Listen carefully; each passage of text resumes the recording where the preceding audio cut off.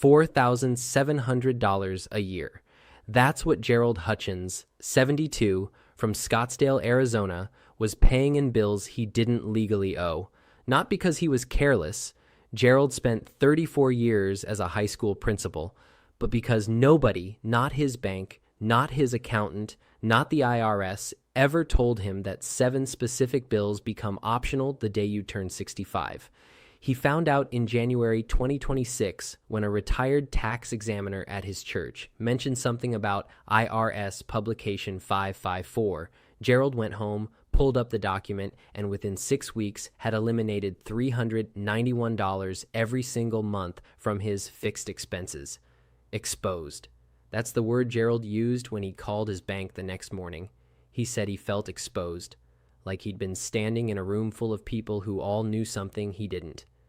What Gerald discovered, and what I'm about to walk you through in exact detail, is that the U.S. tax code, state statutes, and federal banking regulations contain at least 7 categories of charges, fees, and tax obligations that seniors over 65 are either fully exempt from or entitled to have waived upon request. The problem is this: none of them are automatic. Every single one requires you to ask, and the institutions collecting your money are under no legal obligation to tell you that you qualify. Here's what makes this dangerous. These aren't obscure loopholes buried in 1,000-page legal documents. They're codified exemptions written into the IRS code, into state property tax statutes, into the Federal Reserve's Regulation DD. They exist in plain language. The forms are free. The phone calls take 15 minutes.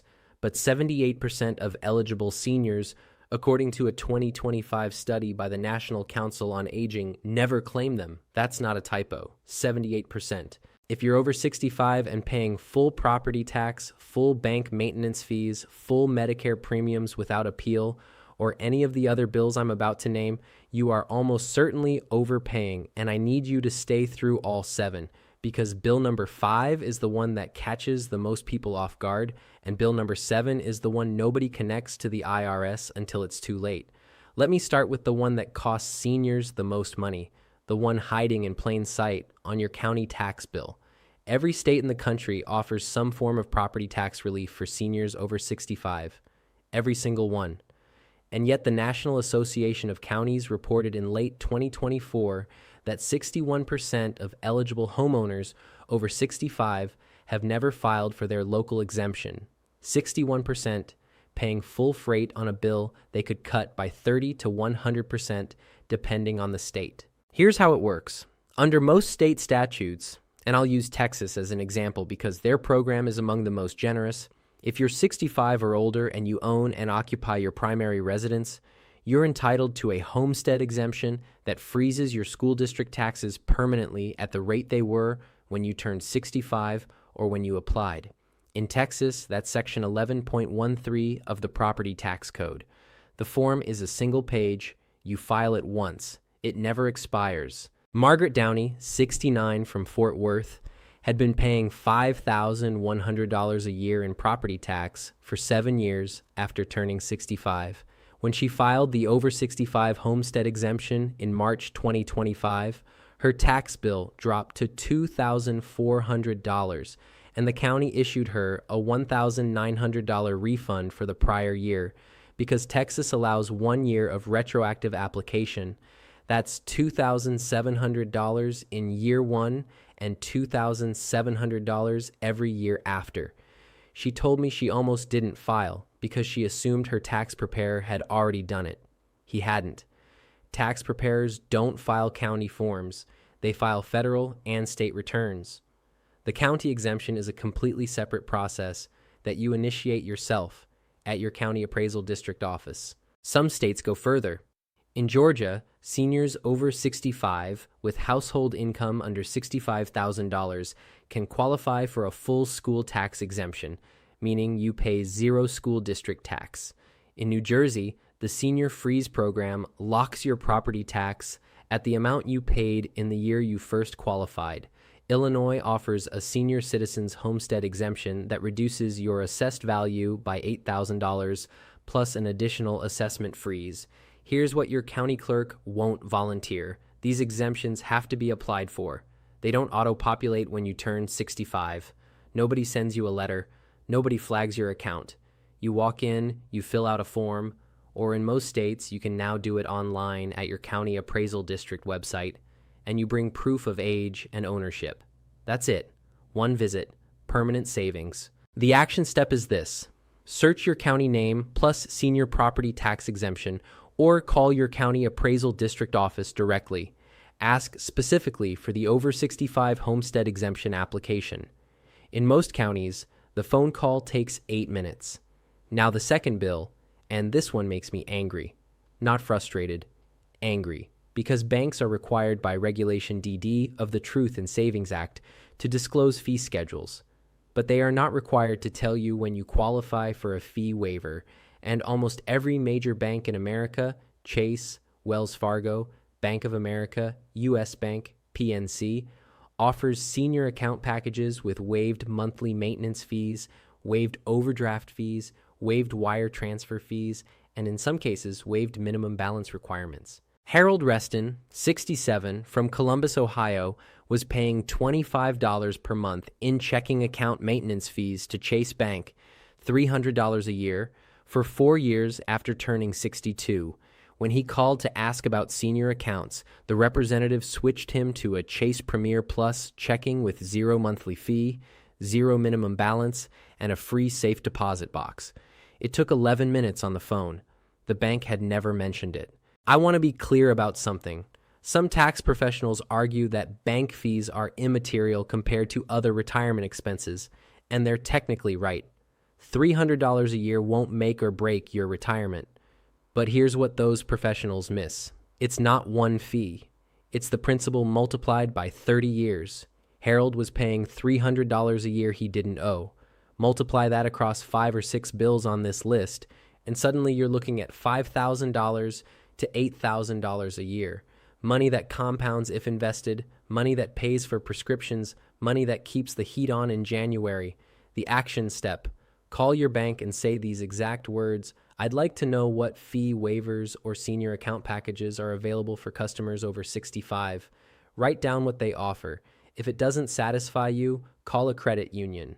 Credit unions are bound by the same Federal Credit Union Act, but historically waive more fees for seniors because they're member-owned, not profit-driven. I'd be curious to know, has your bank ever proactively told you about a senior fee waiver? Because in the comments on the last video, more than 150 of you said you'd been paying fees for years that could have been waived with a single phone call. If that happened to you, drop your bank's name in the comments. People need to know which institutions tell you and which ones stay silent. The third bill on this list is where the IRS and Medicare intersect, and it's the one that costs retirees the most money without them understanding why. If your modified adjusted gross income exceeded $103,000 for an individual or $206,000 for a married couple in 2024, Medicare automatically charges you a higher Part B premium in 2026. It's called IRMAA, Income-Related Monthly Adjustment Amount, and the surcharge can add $70 to $420 per month to your standard premium. But here's what the Social Security Administration doesn't advertise.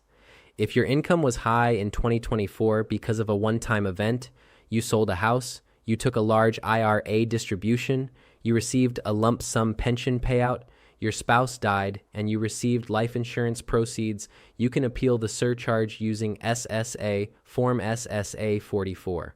That form exists specifically to request a reduction based on a life-changing event. The SSA lists 8 qualifying events right on the form: marriage, divorce, death of a spouse, work stoppage, work reduction, loss of income-producing property, loss of pension income, and employer settlement payment. Deborah Cassidy, 68, from Naperville, Illinois, sold her deceased mother's home in 2024 for $340,000.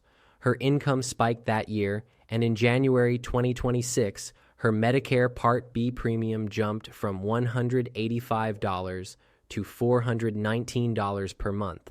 That's an extra $2,808 per year. She didn't know she could appeal. When her daughter found the SSA 44 form online, Deborah filed it with a cover letter explaining the one-time nature of the income, attached the HUD-1 settlement statement from the sale, and had her premium reversed within 60 days. Some SSA representatives will process this over the phone. Others require a mailed or faxed form. The inconsistency depends on which office handles your case, and that's a flaw in the system that the SSA hasn't confirmed they're working to fix, though internal memos from late 2024 suggest a streamlined online appeal process may launch in 2027. The action step. If your 2026 Medicare premium feels high relative to your current income, check whether your 2024 income included any one-time event. If it did, download Form SSA-44 from ssa.gov, complete it, and submit it to your local Social Security office. You can also call 1-800-772-1213 and request a phone appointment to discuss IRMAA reconsideration. Bill number 4, and this is the one that 84% of Social Security recipients don't realize is adjustable. Under IRS rules, specifically IRS Publication 915, your Social Security benefits are taxed based on something called combined income. Combined income equals your adjusted gross income plus non-taxable interest plus half of your Social Security benefit. If that combined number exceeds $25,000 for a single filer or $32,000 for married filing jointly, up to 50% of your benefit becomes taxable. Above $34,000 single or $44,000 married, up to 85% gets taxed. If any of what I just said made you stop and recalculate your own numbers, and I hope it did, hitting the like button takes 2 seconds, and it tells the algorithm to show this video to other seniors who need to hear it before tax season. That matters more than you think. Now, here's what Publication 915 doesn't make obvious. Those thresholds, $25,000 and $32,000, haven't been adjusted for inflation since 1993. 1993. When those thresholds were set, they were designed to affect only the highest earning 10% of Social Security recipients. Today, because they never moved, they capture over 56% of all recipients. The IRS knows this. Congress knows this. Nobody has changed it in 33 years. But here's what you can control. Your combined income isn't fixed. It's influenced by which accounts you withdraw from, when you take distributions, and how you structure your income streams.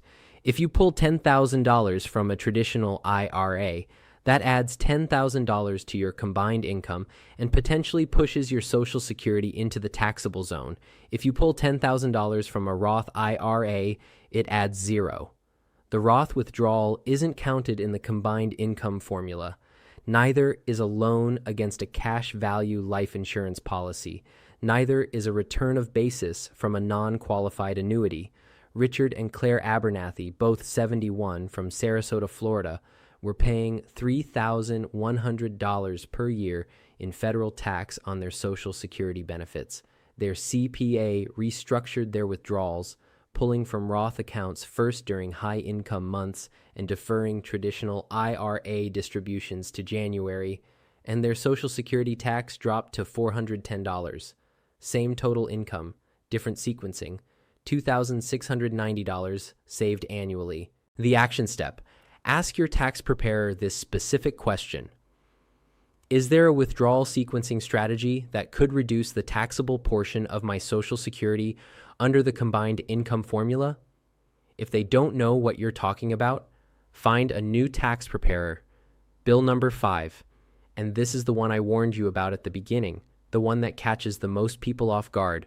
Under IRC Section 121, if you sell your primary residence and you've lived in it for at least 2 of the last 5 years, you can exclude up to $250,000 in capital gains from tax as a single filer or $500,000 as a married couple. That means if you bought your home for $200,000 and sell it for $420,000, your $220,000 gain is completely tax-free. You owe nothing. 0. Most seniors know this rule exists in theory. What they don't know is that it has no age limit, no once-in-a-lifetime restriction. That was the old law before 1997. and no requirement that you buy another home. You can sell, pocket the gain tax-free, and rent. You can sell and move in with family. You can sell and buy a smaller place for cash.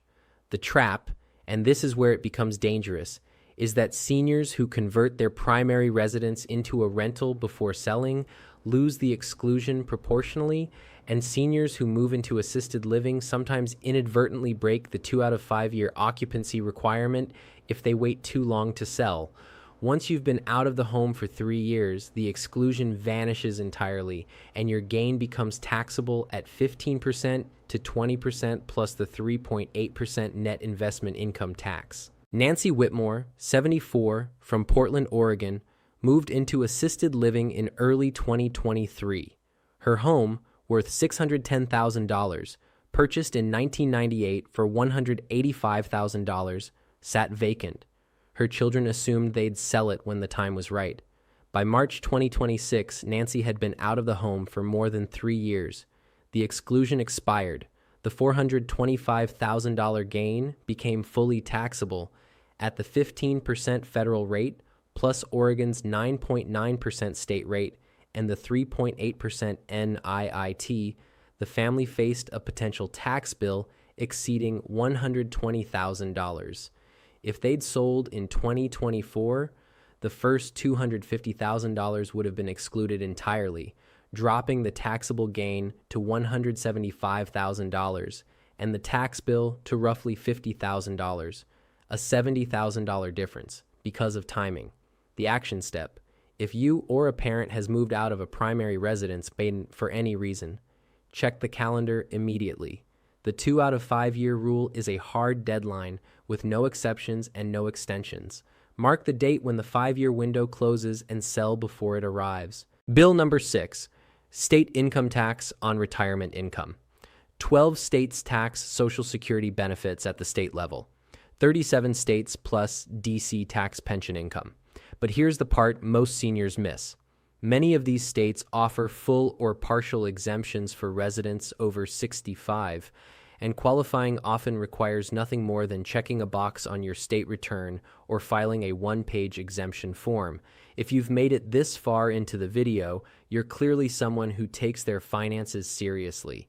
Subscribing means you'll see the follow-up video I'm releasing next week on the 5 IRS forms every senior should file before October 15th, because what I'm about to cover in that video directly connects to everything we've discussed today. In Illinois, all retirement income, Social Security, pensions, IRA distributions is exempt from state income tax, fully exempt. Yet I've spoken to retirees who moved from Illinois to states like Missouri or Kansas without realizing their new state taxes retirement income that Illinois didn't touch. Eugene Palmer, 66, moved from Chicago to Kansas City in 2024 to be near grandchildren. His pension of $48,000 per year went from zero state tax to roughly $2,200 per year in Kansas state income tax. Nobody warned him. His realtor didn't mention it. His financial advisor assumed he knew. The reverse is also true. If you live in a state that taxes retirement income but you qualify for the senior exemption, you might be paying tax you don't owe. Missouri exempts the first $36,458 of public pension income for residents over 62. Connecticut exempts Social Security for individuals earning under $75,000.